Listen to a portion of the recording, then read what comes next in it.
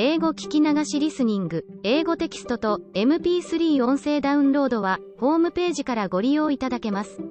88thpp.com 88thpp.com Chapter 15 A Telegram. November is the most disagreeable month in the whole year, said Margaret, standing at the window one dull afternoon, looking out at the frostbitten garden. That's the reason I was born in it, observed Joe pensively, quite unconscious of the blot on her nose. If something very pleasant should happen now, we should think it a delightful month, said Beth, who took a hopeful view of everything, even November. I dare say, but nothing pleasant ever does happen in this family, said Meg, who was out of sorts. We go grubbing along day after day, without a bit of change, and very little fun. We might as well be in a treadmill. My patience, how blue we are, cried Joe.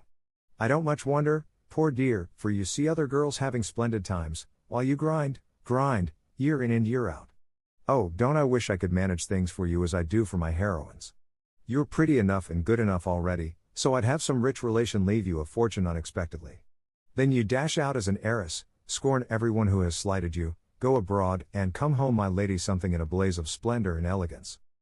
People don't have fortunes left them in that style nowadays, men have to work and women marry for money. It's a dreadfully unjust world, said Meg bitterly. Joe and I are going to make fortunes for you all.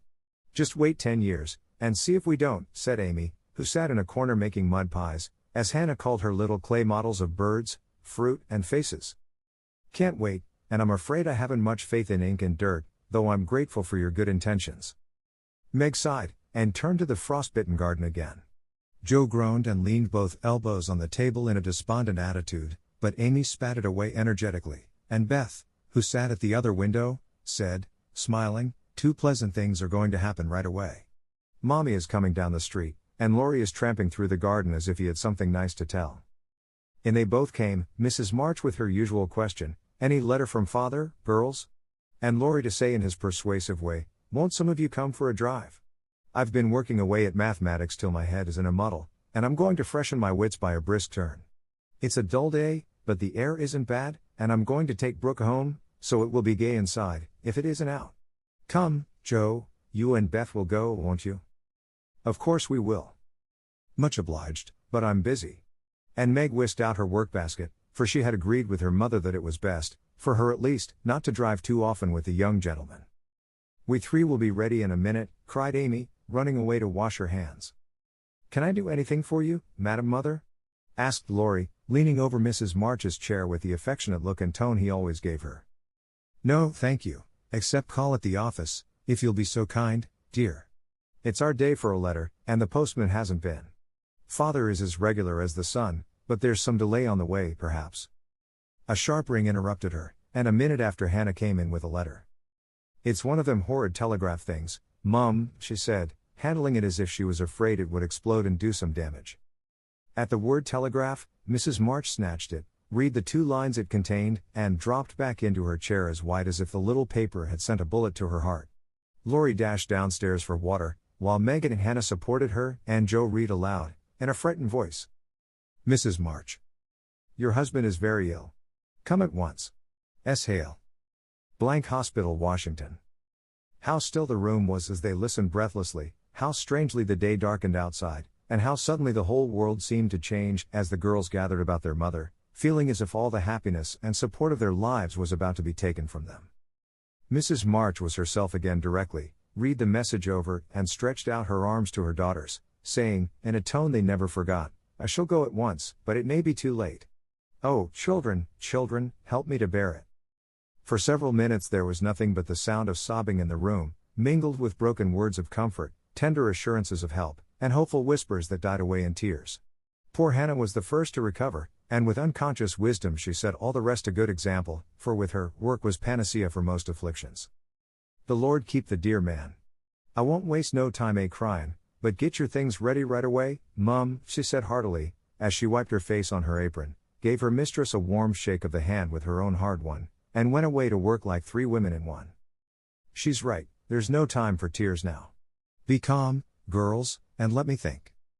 They tried to be calm, poor things, as their mother sat up, looking pale but steady, and put away her grief to think and plan for them. Where's Laurie? she asked presently, when she had collected her thoughts and decided on the first duties to be done. Here, ma'am. Oh, let me do something, cried the boy, hurrying from the next room whither he had withdrawn, feeling that their first sorrow was too sacred for even his friendly eyes to see.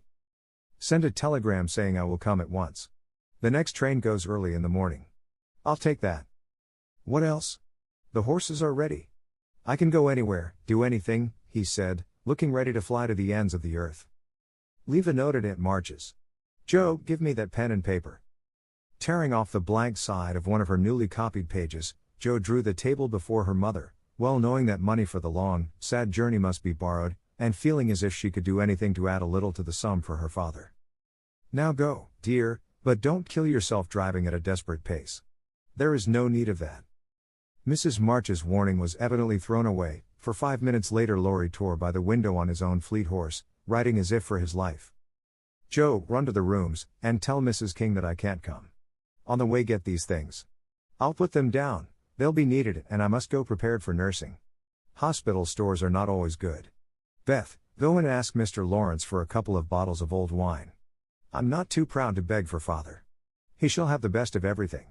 Amy, tell Hannah to get down the black trunk, and Meg, come and help me find my things, for I'm half bewildered. Writing, thinking, and directing all at once might well bewilder the poor lady, and Meg begged her to sit quietly in her room for a little while, and let them work.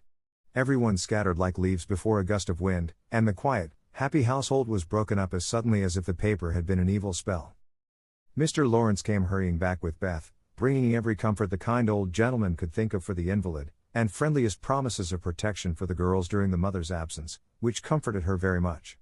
There was nothing he didn't offer, from his own dressing gown to himself as escort. But the last was impossible. Mrs. March would not hear of the old gentleman's undertaking the long journey, yet an expression of relief was visible when he spoke of it, for anxiety ill fits one for traveling. He saw the look, knit his heavy eyebrows, rubbed his hands, and marched abruptly away, saying he'd be back directly. No one had time to think of him again till, as Meg ran through the entry, with a pair of rubbers in one hand and a cup of tea in the other, she came suddenly upon Mr. Brooke. I'm very sorry to hear of this, Miss March, he said, in the kind, quiet tone which sounded very pleasantly to her perturbed spirit. I came to offer myself as escort to your mother. Mr. Lawrence has commissions for me in Washington, and it will give me real satisfaction to be of service to her there. Down dropped the rubbers, and the tea was very near following, as Meg put out her hand, with a face so full of gratitude that Mr. Brooke would have felt repaid for a much greater sacrifice than the trifling one of time and comfort which he was about to take. How kind you all are. Mother will accept, I'm sure, and it will be such a relief to know that she has someone to take care of her. Thank you very, very much. Meg spoke earnestly, and forgot herself entirely till something in the brown eyes looking down at her made her remember the cooling tea, and lead the way into the parlor, saying she would call her mother. Everything was arranged by the time Laurie returned with a note from Aunt March, enclosing the desired sum, and a few lines repeating what she had often said before, that she had always told them it was absurd for March to go into the army, always predicted that no good would come of it, and she hoped they would take her advice the next time. Mrs. March put the note in the fire, the money in her purse, and went on with her preparations, with her lips folded tightly in a way which Joe would have understood if she had been there. The short afternoon wore away. All other errands were done, and Meg and her mother busy at some necessary needlework, while Beth and Amy got tea, and Hannah finished her ironing with what she called a slap and a bang, but still Joe did not come. They began to get anxious, and Laurie went off to find her, for no one knew what freak Joe might take into her head. He missed her, however, and she came walking in with a very queer expression of countenance, for there was a mixture of fun and fear, satisfaction and regret in it, which puzzled the family as much as did the roll of bills she laid before her mother, saying with a little choke in her voice, "That's my contribution toward making father comfortable and bringing him home." "My dear, where did you get it?" $25. "Joe, I hope you haven't done anything rash?" "No, it's mine honestly. I didn't beg, borrow, or steal it. I earned it, and I don't think you'll blame me, for I only sold what was my own." As she spoke, Joe took off her bonnet, and a general outcry arose, for all her abundant hair was cut short. "Your hair! Your beautiful hair! Oh, Joe, how could you? You're one beauty. My dear girl, there was no need of this. She doesn't look like my Joe anymore, but I love her dearly for it." As everyone exclaimed, and Beth hugged the cropped head tenderly, Joe assumed an indifferent air, which did not deceive anyone a particle, and said, rumpling up the brown bush and trying to look as if she liked it, "It doesn't affect the fate of the nation, so don't wail, Beth. It will be good for my vanity, I was getting too proud of my wig. It will do my brains good to have that mop taken off. My head feels deliciously light and cool, and the barber said I could soon have a curly crop, which will be boyish, becoming, and easy to keep in order.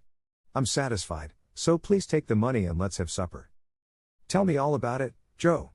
I am not quite satisfied, but I can't blame you, for I know how willingly you sacrificed your vanity, as you call it, to your love. But, my dear, it was not necessary, and I'm afraid you will regret it one of these days," said Mrs. March. "No, I won't," returned Joe stoutly, feeling much relieved that her prank was not entirely condemned. "What made you do it?" asked Amy, who would as soon have thought of cutting off her head as her pretty hair. "Well, I was wild to do something for father," replied Joe, as they gathered about the table, for healthy young people can eat even in the midst of trouble. "I hate to borrow as much as mother does, and I knew Aunt March would croak, she always does, if you ask for a ninepence.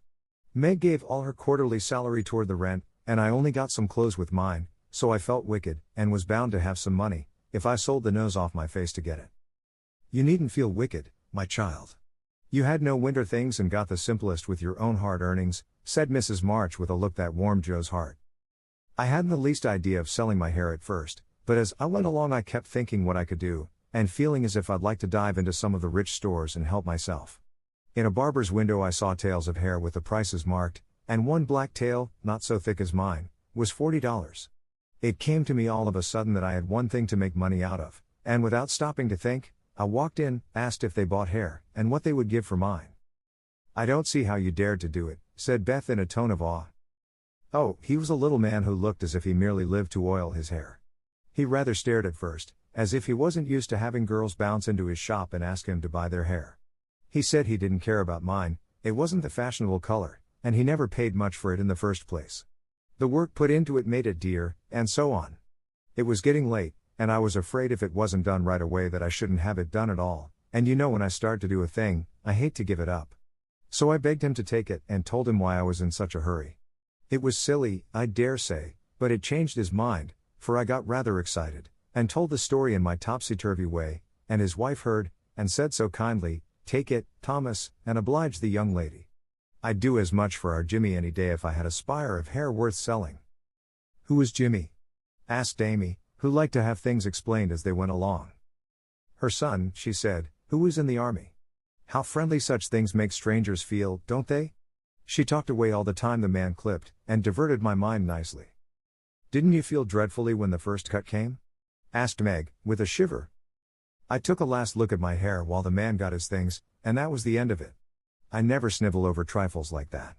I will confess, though, I felt queer when I saw the dear old hair laid out on the table, and felt only the short rough ends of my head. It almost seemed as if I'd an arm or leg off. The woman saw me look at it, and picked out a long lock for me to keep. I'll give it to you, Mommy, just to remember past glories by, for a crop is so comfortable I don't think I shall ever have a mane again." Mrs. March folded the wavy chestnut lock, and laid it away with a short gray one in her desk. She only said, "Thank you, dearie," but something in her face made the girls change the subject, and talk as cheerfully as they could about Mr. Brooks' kindness, the prospect of a fine day tomorrow, and the happy times they would have when father came home to be nursed.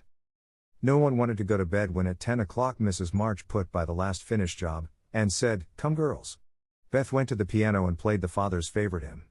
All began bravely, but broke down one by one till Beth was left alone, singing with all her heart, for to her music was always a sweet consoler. "Go to bed and don't talk, for we must be up early and shall need all the sleep we can get. Good night, my darlings," said Mrs. March, as the hymn ended, for no one cared to try another. They kissed her quietly, and went to bed as silently as if the dear invalid lay in the next room. Beth and Amy soon fell asleep in spite of the great trouble, but Meg lay awake, thinking the most serious thoughts she had ever known in her short life. Joe lay motionless, and her sister fancied that she was asleep, till a stifled sob made her exclaim, as she touched a wet cheek, "Joe, dear, what is it? Are you crying about father?" "No, not now." "What then?" My hair," burst out poor Joe, trying vainly to smother her emotion in the pillow. It did not seem at all comical to Meg, who kissed and caressed the afflicted heroine in the tenderest manner. I'm not sorry, protested Joe, with a choke. I'd do it again tomorrow, if I could. It's only the vain part of me that goes and cries in this silly way. Don't tell anyone, it's all over now. I thought you were asleep, so I just made a little private moan for my one beauty. How came you to be awake? I can't sleep, I'm so anxious, said Meg. Think about something pleasant, and you'll soon drop off. I tried it, but felt wider awake than ever. What did you think of? Handsome faces, eyes particularly, answered Meg, smiling to herself in the dark. What color do you like best? Brown, that is, sometimes. Blue are lovely. Joe laughed, and Meg sharply ordered her not to talk, then amiably promised to make her hair curl, and fell asleep to dream of living in her castle in the air. The clocks were striking midnight and the rooms were very still as a figure glided quietly from bed to bed, smoothing a coverlet here, settling a pillow there, and pausing to look long and tenderly at each unconscious face, to kiss each with lips that mutely blessed, and to pray the fervent prayers which only mothers utter. As she lifted the curtain to look out into the dreary night, the moon broke suddenly from behind the clouds and shone upon her like a bright, benignant face, which seemed to whisper in the silence, "Be comforted, dear soul. There is always light behind the clouds." 物語の続きは、ホームページからお聞きいただけます。また、テキスト、MP3 ダウンロードも合わせてご利用ください。